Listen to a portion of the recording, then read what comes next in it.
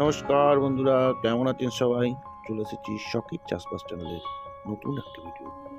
আজকের ভিডিওতে দেখাবো শীতকালের পরেই, অর্থাৎ গাছ যখন ঠিক ডরমেন্সি থেকে বেরিয়ে আসে, তখন আপনি যদি প্রচুর ফুল এবং ফল পেতে চান, তাহলে গাছে কি পরিচর্যা করতে হবে, অর্থাৎ গাছে কি সার দিতে হবে।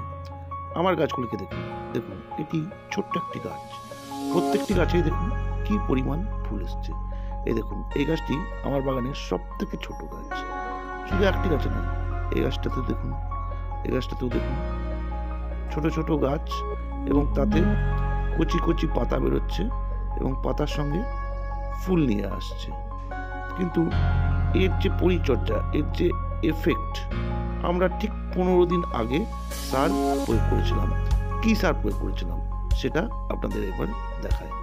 এটা কিন্তু কারেন্ট ভিডিও। এর ঠিক 15 দিন আগে আমরা সার প্রয়োগ করেছিলাম। দেখুন, প্রত্যেকটি গাছের গোড়া আমাদের সুন্দর করে পরিষ্কার করে রিং বানানো আছে।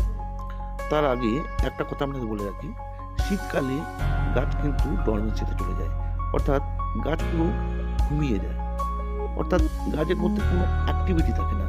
গাছে পাতা প্রায় হলুদ হয়ে যায়, গাছে কোনো কচি পাতা বা গোদ দেখা যায় না। আপনাকে গাছের পাতা দেখে বুঝতে হবে যখন গাছ ঘুমিয়ে থাকে, তাকে কিন্তু কোনোভাবেই ডিস্টার্ব করা চলবে না। গাছ যখনই জাগতে আরম্ভ করে, তখনই কিন্তু গাছের মধ্যে প্রবৃত্তি জন্মায়। এবারে ফুল ফল পরবর্তী প্রজন্মের জন্য নিয়ে আসতে হবে। সুতরাং এই অবস্থাটা, অর্থাৎ গাছের কখন ঘুম ভাঙছে, সেটা আপনাকে গাছ থেকে বুঝতে হবে, গাছকে চিনতে হবে, গাছের পাতা থেকে বুঝতে হবে, গাছের সঙ্গে মিশতে হবে, তাহলেই আপনি এটা বুঝতে পারবেন।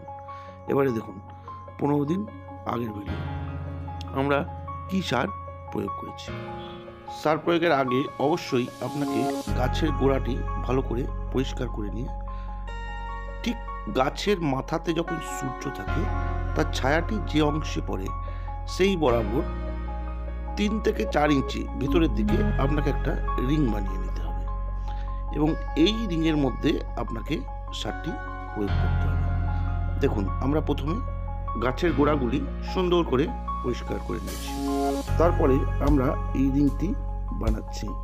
এক্ষেত্রে যদি গাছের 2-1টি শিকড় কেটেও যায়, তাতে কোনো অসুবিধা নেই। আমরা যেমন নিয়মিত ডাল পোনিং করি, সেভাবে গাছের রুটও পোনিং করতে হবে। এই নিয়ে আমি অবশ্যই অন্য কোনো একটি ভিডিওতে বিস্তারিত আলোচনা করব। এবার আসি আমরা কি সার প্রয়োগ করেছি সে ব্যাপারে। প্রথমেই বলে রাখি, আমরা যত বেশি সম্ভব জৈব সার ব্যবহার করব, রাসায়নিক সারের ব্যবহার কমাবো।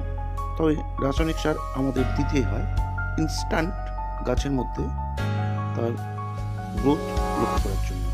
রাসায়নিক সারের মধ্যে আছে 500 গ্রাম সিঙ্গেল সুপার ফসফেট, 100 গ্রাম পটাশ ও 100 গ্রাম ইউরিয়া, এবং অবশ্যই টাটা স্টিলের ধুবি গোল্ড 50 গ্রাম প্রত্যেক গাছ পিছু। আমি কিন্তু প্রত্যেক গাছের পিছনে এই হিসাবটা বলছি। এর সঙ্গে জৈব উপাদান হিসেবে বা জৈব সার আছে 4 থেকে 5 কেজি ভার্মি কম্পোস্ট, যে ভার্মি কম্পোস্ট আমাদের ফার্মেই বানানো। তার সঙ্গে আছে 200 গ্রাম সর্ষের খোলের গুঁড়ো, 150 গ্রাম নিমখোল, 50 গ্রাম হাড় গুঁড়ো, 50 গ্রাম শিংকুচি, এবং তার সঙ্গে আছে প্রত্যেক গাছ পিছু 50 গ্রাম বোরন এবং 25 গ্রাম জিঙ্ক, জিলেটেড জিঙ্ক ফর্মে। এই সারগুলি ভালোভাবে মিশিয়ে আপনাকে গাছের যে রিংটি দিয়েছি সেই রিংয়ের মধ্যে ছড়িয়ে দিতে হবে ভালো করে, ম্যাক্সিমাম অংশটাই। এবং আরেকটি রিং তৈরি করতে হবে, যেটি গাছ থেকে মিনিমাম 7 থেকে 8 ইঞ্চি দূরে হবে গাছের গোড়া থেকে।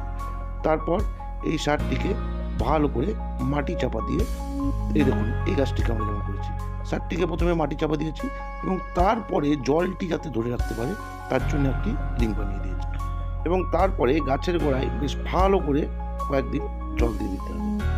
দেখুন, তার ইনস্ট্যান্ট রেজাল্ট 15 দিন বাদেই আমার এই গাছগুলিতে অবশ্যই আপনারা দেখতে পাচ্ছেন।